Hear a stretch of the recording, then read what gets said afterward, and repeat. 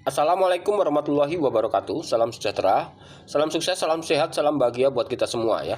Jumpa lagi dengan channel Damarkom 123 yang akan selalu berbagi pengalaman tentang tutorial, tentang tips, tentang trik, dan cara-cara servis laptop.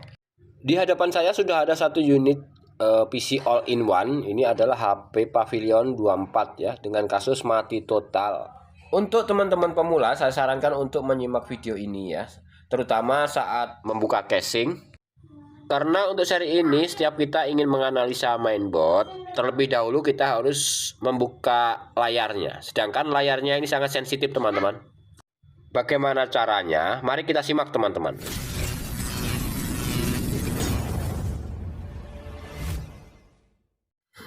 Oke, baiklah teman-teman. Untuk cara bongkarnya PC all-in-one yang seri ini ya, kita lepaskan dulu. Ada 4 baut di sini ya, 4 baut bintang.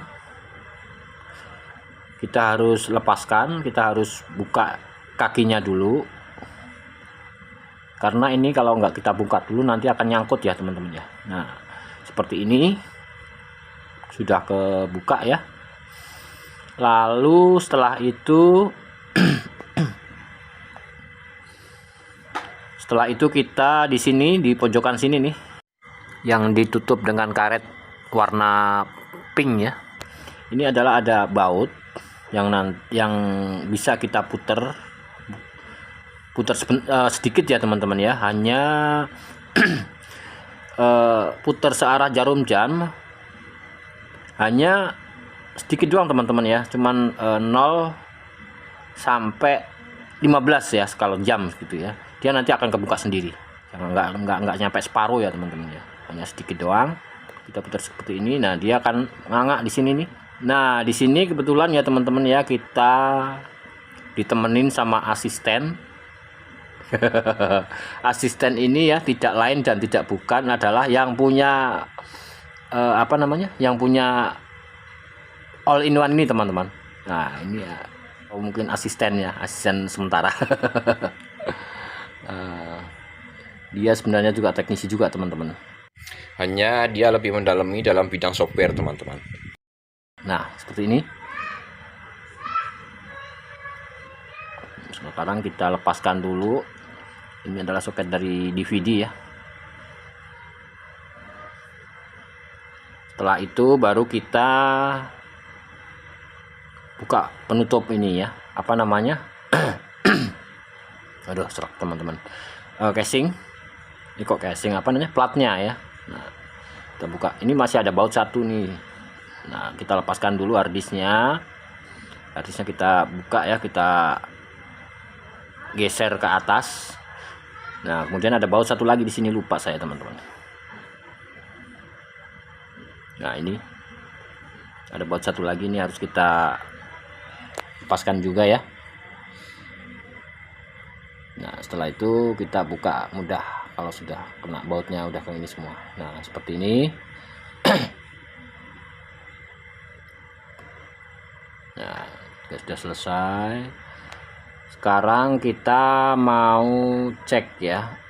Karena ini mati total, kita cek bagian VIN-nya. Coba kita cek bagian VIN-nya apa short apa enggak ya.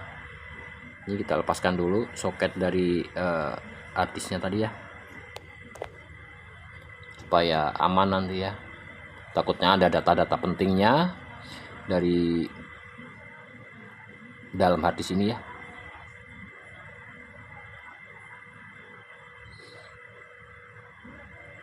Sepertinya tidak ada short di bagian VIN-nya atau bagian jalur utamanya, nggak short teman-teman.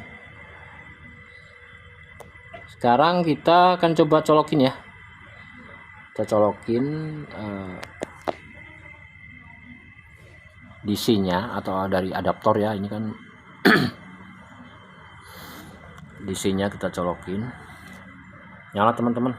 Ada lampu indikatornya nyala ya teman-teman ya. Lampu indikatornya nyala.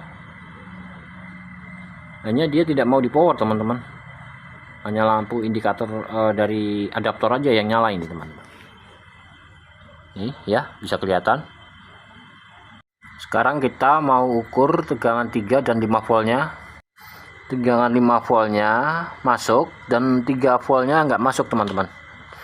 Dan sekarang kita akan ukur pakai mode buzzer ya. Kita ukur pakai mode buzzer.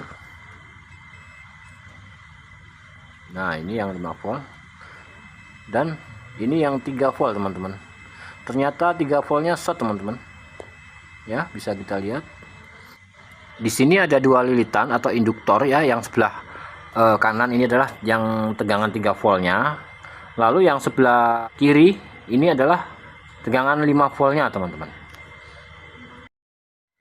Untuk menganalisanya supaya cepat ya, kita akan putuskan dulu jalur lilitannya, ini akan kita lepaskan dulu ya supaya putus ya jalurnya. 3 volt ini short bagian ini ya, itu bisa dari MOSFET-nya yang short atau IC powernya ya, atau yang ke arah atas atau ke arah naik ya, atau bisa banyak sekali soalnya jalur 3 volt ini ya teman-teman. Nah, makanya kita akan pisahkan dulu. Nah, nanti baru kita ukur ya jalur manakah yang short. Ini sepertinya jalur yang ke atas teman-teman ya, bukan di bagian MOSFET. Bagian MOSFET-nya tidak masalah teman-teman. Ini IC-nya, IC powernya di baliknya di sini. Sepertinya kemungkinan besar IC powernya itu tidak short teman-teman ya, karena sudah kita pisah ya jalurnya ya. Induktor atau lilitannya ini sudah kita pisahkan, tidak terdeteksi short di bagian IC-nya teman-teman. Dan ini kita ukur bagian atas ya. Di sini ada BIOS ya. BIOS juga langsung teman-teman dari 3 volt sini ya. Lalu bagian EC atau bagian IO-nya teman-teman kita cek juga nih ya. Kalau kita lihat dari fisik tidak kelihatan dia meletus atau kebakar. Ini juga pakai 3 volt teman-teman untuk bagian IO ini. Sepertinya tidak apa-apa ya, emang banyak sekali jalur 3 volt ini teman-teman. Bisa ke chipset, bisa ke IO ya. Dan untuk lebih cepatnya lagi kita bisa tuntik tegangan teman-teman di jalur 3 volt ini ya. Waduh. Ngopi teman-teman. Ngopi, bukan kopi, teh teman-teman ya. Kita ngeteh dulu. Bentar teman-teman. Kita spasi dulu sebentar ya. Ini adalah kerjaan santai ya teman-teman, karena ini punya teman sendiri. Jadi tidak kita porsir ya. Kita ngetes sebentar teman-teman.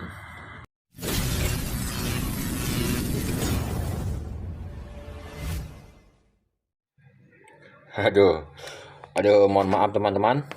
Ini kebablasan ya ngetehnya tadi ya. Intinya seperti ini teman-teman ya. Yang berkaitan dengan 3 volt ini memang sangat banyak sekali teman-teman. Dan bagian sini, bagian yang berkaitan dengan 3 volt ya, dengan jalur ini, jalur yang short ini juga sudah saya angkat ya. Di sini ada IC BIOS, FET juga ada di situ ya. Lalu IC power ini sekeliling sini ya. Ini pun sudah saya cek semuanya dan tidak ada indikasi yang short ya. Dan untuk menganalisa lebih cepatnya ya, saya simpulkan untuk menembak atau menyuntik tegangan 3 volt ya di jalur ini. Dan sudah saya lakukan ya, penyuntikan atau penembakan 3 volt di jalur yang short ini, yang ke arah ke atas ya. Dan hasilnya setelah saya tembak ya, ampernya emang tinggi teman-teman, hasil dari kita tembak pakai pakai PSU ya.